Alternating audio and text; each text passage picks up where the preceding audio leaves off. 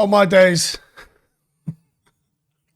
I can't believe I'm recording this as I'm getting ready to leave. I'm just finishing my packing and then I'm out of here.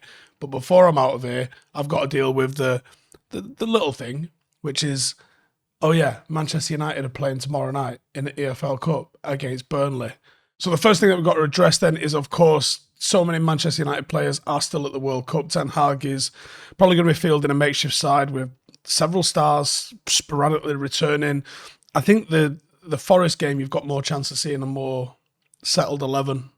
Obviously, Varane and Martinez are going to be nowhere near it. And it's a bit of guesswork about, some of the other players that featured earlier in the World Cup. Are they going to be back in time or not? Burnley have played 2 matches since the resumption of the Championship, and they've won both of them comfortably, and they've actually got a 6-point lead at the top of the Championship. Do not think this is going to be an easy game. United easily could get turned over in this one. They're also the top scorers in the Championship by some distance. They're averaging bang on 2 goals a game, and they have lost just once in their last 22 matches. Vincent Kompany is doing an absolute madness with Burnley. And you might be interested to know, well, how do they play? Under Sean Dyche, you knew how Burnley were going to play, right? It was like putting in a VHS tape from the 1980s and going, yeah, like that. That's how they play. Kompany has completely revolutionised Burnley in terms of their style. They are not the rigid 4-4-2, 4-4-2 route one that they used to be. Even though it was effective, they are no longer that. They are a lot more expansive. They are actually free-flowing in their play. And he uses a combination of a 4-2-3-1 or a 4-3-3, with Josh Cullen, who was the Burnley boss, used to good effect during their time at Anderlecht, being the one that's going to dictate the tempo and be the conductor for them in the middle of the park. In possession, Burnley build out for... How mad is it to say this? In possession, Burnley build out the back and they go 3-3-4 in their shape. One fullback's going to venture forward, the other one's going to stay put. Very reminiscent of what Ten Hag implemented a little bit Ajax, actually, when they're trying to get out. They go in different lines like that one. They're not shy in delivering crosses still. That's something that they've still kind of got in there, the old Burnley cross from the fullback. But when they get the ball forward, that's how they do it. They like to switch play. But they like to play it on the floor 1,000 times more than you've ever seen a Burnley side do, certainly one that's been at Old Trafford in recent years. They built an identity on defensive resilience under Sean Dyche, and under Vincent Kompany, that resoluteness is still there. It's not overly surprising that one of the Premier League's greatest ever defenders would be able to coach a well-constructed team out of possession. Of course he can. And they stay compact, they pick their moments, they hunt aggressively, and Kompany has them very, very organised out of possession, and it's proven to be a very, very, very difficult team to beat. I think Kompany's got the makings of being an absolute banging manager, and this started years ago. There was something I heard about him at Manchester City that he used to lead the analysis sessions, and that impressed me when I heard that. But seeing how he's managed to cope as a manager, I think he's got some bits about him. Star man. There's a chap called Manuel Benson, 8 goals, 4 assists, coming off a brace in the last game. He's diminutive, he's quick, he has got dangerous acceleration, very low centre of gravity, very technical player, and he's got an eye for a goal. Hey folks, this video is brought to you by our partners at Surfshark. Surfshark is a VPN or a virtual private network that keeps your online identity safe by encrypting all the information sent between your device and the internet. This keeps your personal data protected from big companies and cyber criminals, and also it can swap the actual location of your device with a new one by changing your IP address. This way you can virtually travel to any country around the globe. With Surfshark, you can encrypt your online data and secure your personal information when you use free public Wi-Fi, which can be a goldmine for hackers. It masks your IP address so you can become private online. Surfshark makes sure that your city, your country, and your download history are not linked to your identity. It doesn't monitor, track, or store what you do online. That means no connection or activity logs. Change your virtual location to access content not available in your region. I've been doing it during the World Cup to see stuff that's going on BBC on the iPlayer. Stay safe when streaming content that isn't on TV with Surfshark. If you prefer not to pay, you want to watch games or movies through streaming services online, Surfshark will protect your data and identity. These sites are dangerous with ads and pop-ups, rife with malware attacks. Surfshark's clean web feature blocks ads, malware, and phishing attempts, and it allows fans to stream content safely. It's extremely useful in keeping safe when streaming content that isn't on TV. And with Surfshark's VPN, you can use one account on unlimited devices, whether that's phones, laptops, iPads, whatever it is.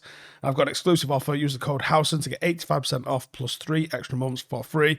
Surfshark offers a 30-day money-back guarantee. There is no risk to trying it out. For the link in the description, use the code Howson to enjoy this exclusive offer. And it's literally something I use, and I definitely recommend it. It's well worth getting, and it's dead easy to use. United 11, I think he's probably going to be somewhere. I actually can't see it being anything but this. And I'm going to take a stab at the England players being back involved in the game because I've not seen anything otherwise on that case yet. So I think it's probably going to be somewhat Dubravka, Wan-Bissaka, Maguire, Lindelof, Williams, McTominay, Eriksen, Van der Beek. And I think we're going to see more of this Garnacho playing off the right-hand side. So I'm going to say Garnacho on the right, Rashford on the left, and Anthony Martial down the centre. And I think the game winner, Marcus Rashford, has been the most dangerous player in all the games that he's played recently. I'm not going to get into it again, but he should have played in the World Cup more. The pace and the width against a compact team will be very important, and he can be even more dangerous against a Burnley side who probably fancy themselves to be a little bit more expansive. And this would be a big test for them because they're going to see this as an opportunity to come and try and grab a scalp of a team that's probably not quite the team that's coming up against them. He can be an outlet. He can pin one of the fullbacks back. Burnley do like to push the fullbacks forward, so that might actually adapt the way they play and make it a lot more difficult for them to do what they like to do in the Championship just because of the sheer threat that Marcus Rashford offers. If he's in the mood, with Martial fit again, they seem to combine really well together all the time. So that could be a tandem that really is fruitful for United, and we're probably going to need it to be until we bring another striker in, if we bring another striker in. Hopefully he can carry his momentum and disappointment into this game and be impactful. How do you beat Burnley? The first 20 are going to be vital. They're going to have a big surge of adrenaline. They're going to try and get in your faces. They're going to try and make it happen, grab an early goal, and then shrink back. There's potential for World Cup hangover with some of United's players. Burnley are in form, and then they're in match rhythm, and the intensity that they come out of the gate with has the potential to put United not just on the back foot, but on our backs. We can't afford to start slow and give any informed side any confidence whatsoever. There is no defensive solidity in United with no Varane, no Martinez. Burnley are the highest scoring team in the Championship. If I'm Vincent Kompany, I'm telling my lads, this is an opportunity to go and make a massive, massive wave and put the Premier League on notice for next season when you're going to be back in the mix. Everyone's got this misconception about Burnley, that it's the Sean Dyche team of old, and it is not. It is a new beast, and it's got new capabilities, and it's got new problems that you're going to have to solve. Don't lose the game before you try and win it. You have to be in the fight. You have to ride out that first 20, 25 minutes when they'll start to go, the adrenaline starts to seep off, and now you find out what someone's really about. But in 25 minutes, you can get a goal up, and that could be a problem for United. If they go 1-0 up, now they're going to sit back. You've got a chance when they're going to be pushing forward because the intensity that Burnley are going to bring to Old Trafford on Wednesday night is going to be significant. And if you're a team that's put the shit performances that we've put in so far in pre-season, you're missing your characters, you're missing your stars, you can get rolled. And we can't let that happen. And finally, stop Josh Cullen. He is the tempo setter. He is the dictator. Most of the ball progression with them comes through him. Don't give him time. Be physical in midfield. They're going to be used to that, but you've still got to go and do it. There's no excuse to be like, well, we're not going to be as good as teams in the Championship with physicality. You've got to do it. Otherwise, they'll run you over. Burnley play how he plays. So if you stop him, you've got a chance of winning the game. But you do have to be very physical in midfield. Now, that feels like I've probably gone a little bit heavy on Burnley, but they're a big threat. Mentality coming into the game is huge. You've got a few players there that have been at the World Cup. I don't know what the situation with the likes of Casemiro and that is, and I'm gambling even that the England players are going to be involved. But there has to be an uplift from what we saw in pre-season because it was plainly not good enough.